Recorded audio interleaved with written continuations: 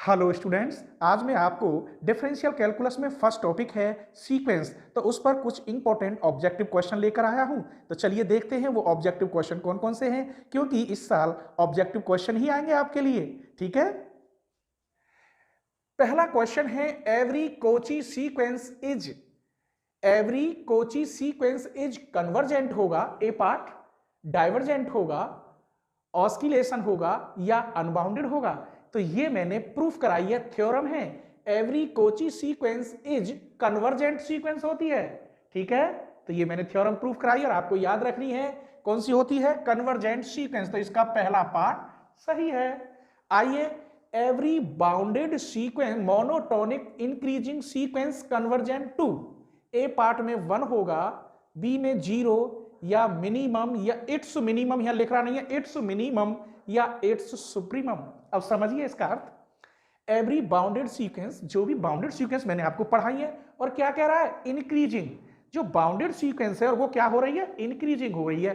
तो फिर क्या कह रहा है, प्रत्येक बाउंडेड से इंक्रीज कन्वर्जेंट टू क्या होगा, जो उसका इंक्रीजिंग हो रही है उसका जो सबसे बड़ा होगा, सुप्रीमम जो होगा वही तो होगा।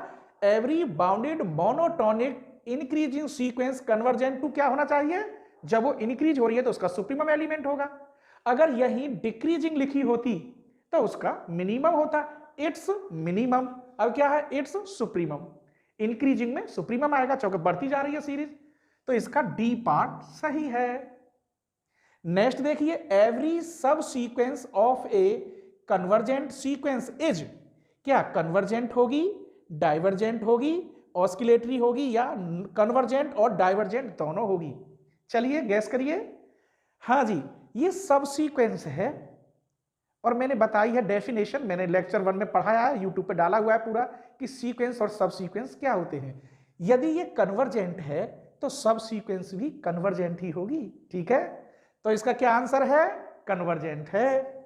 एवरी सब sequence convergent sequence is also convergent sequence.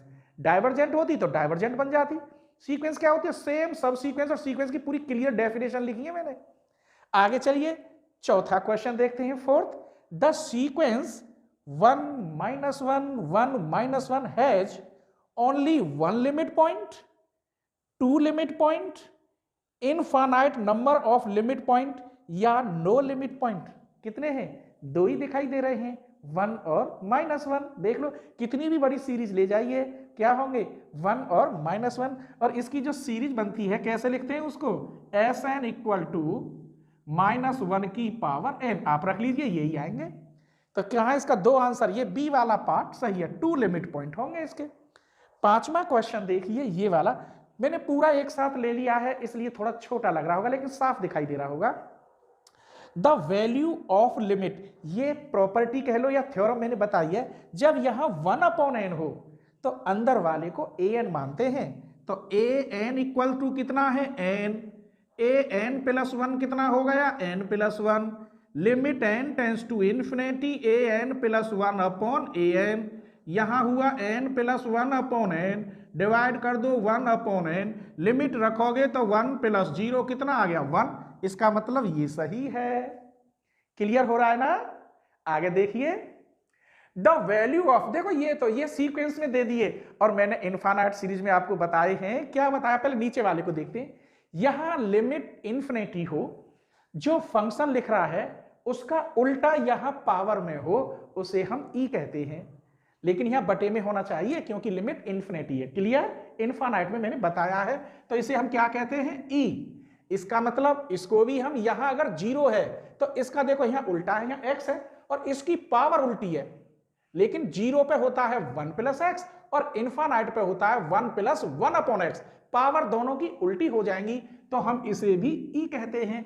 अब ऑब्जेक्टिव यही बनेंगे इसके। ऑब्जेक्टिव कैसे बनाओ इसके, और 1 आएगा कि 0 आएगा कि ई आएगा कि 1/e आएगा, मैंने लिखे ही नहीं है, यही है इसके लिए और यही पॉइंट लिखोगे आप इसके लिए। ठीक है, नेक्स्ट क्वेश्चन देखते हैं। द लिमिट ऑफ सीक्वेंस, ये दे रखा है, इसकी लिमिट निकालनी है। लिमिट इसे खोलने के बाद मैं इन्फिनिटी तो लगाऊंगा और 1/∞ की वैल्यू 0 होती है क्योंकि यह बटे में क्या है, n है। तो इसका आंसर क्या होगा, 0 होगा। 0 1 ई नॉन, तो इसका 0 सही है। आप पार्ट डाल लेना, ए पार्ट बी पार्ट ऐसे। अब इस क्वेश्चन को देखिए, ये इसमें सीक्वेंस में भी दे दिया, इनफाइनाइट में भी है। Limit n tends to direct infinite limit तो नहीं रख सकता, नहीं, इन्फिनिटी अपॉन इन्फिनिटी हो जाएगा। तब क्या करें बोलो, जल्दी बोलो, ऊपर नीचे से हाई पावर कॉमन ले लेते हैं, ठीक है।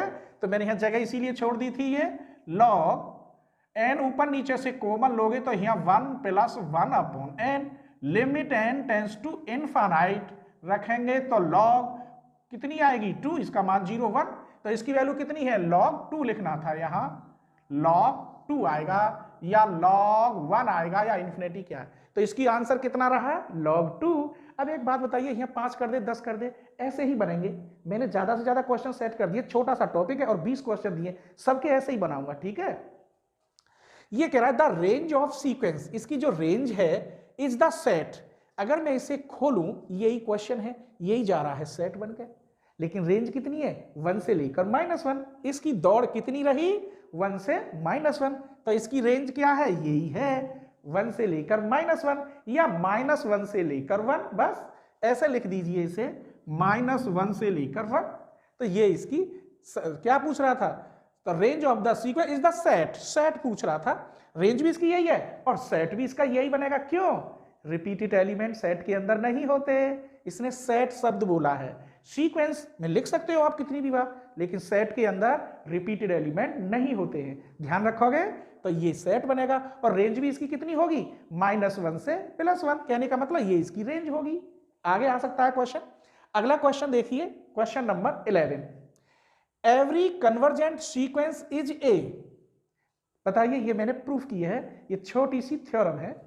Every convergent sequence is a Kochi sequence, divergent sequence, unbounded sequence या नन। ये तो प्रूफ करिए बीपी सिंह ने, every convergent sequence is a Kochi sequence, याद रहेगी। चलिए, ये इसका ए पार्ट सही है। नेक्स्ट क्वेश्चन देखिए, every bounded sequence is always convergent. क्यों, बाउंडेड सीक्वेंस में मैं लिमिट लगाऊं तो वो कन्वर्जेंट नहीं आ सकता, आ सकता है, तो ये बात सही निकली, तो ये बिल्कुल सही है। इसके ऑप्शन कुछ नहीं है, मेरे यहाँ ट्रू है, ये लिख दिया है, ऑप्शन आप और ढूंढ लेना। Every bounded sequence has at least 1 limit point. हाँ, बाउंडेड सीक्वेंस का एक लिमिट पॉइंट तो जरूर होगा, ठीक है, तो ये बात भी सही है, कम से कम एक लिमिट पॉइंट होता है। लिमिट पॉइंट जानते हैं, लिमिट लगाने पर जो आंसर आए, तो ये भी बात सही निकली, ट्रू।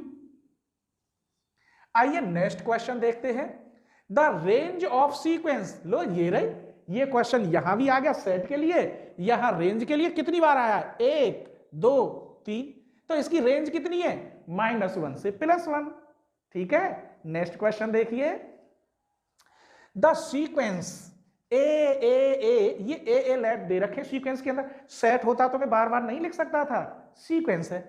इज, ये कन्वर्जेंट सीक्वेंस है या इक्वल सीक्वेंस है या कांस्टेंट सीक्वेंस है या कोई भी नहीं है, नन, डी पार्ट।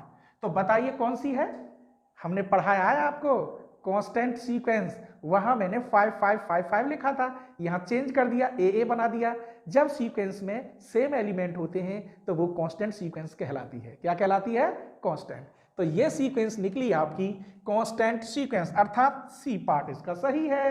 अब नेक्स्ट क्वेश्चन देखिए, द सीक्वेंस ये हैज लिमिट पॉइंट, ये ए लिख दिया और पर नंबर नहीं लिखा, 1 होगा, इनफाइनाइट होगा, 0 होगा, कौन सा सही है। अरे लिमिट लगा दो, n tends to infinity, 1 upon infinity की वैल्यू 0, जो आंसर है वही लिमिट पॉइंट बताया था, तो इसका क्या होगा, 0। आगे चलिए, ये लिमिट n टेंड्स टू 1 से लेकर इन्फिनिटी है। आइए क्वेश्चन 17 देखते हैं, द सीक्वेंस ये दे रखी है, हैज 2 लिमिट पॉइंट, इसके 2 लिमिट पॉइंट होंगे, उसने ये तो बता दिया, पर वो कौन कौन से होंगे, कैसे चेक करोगे।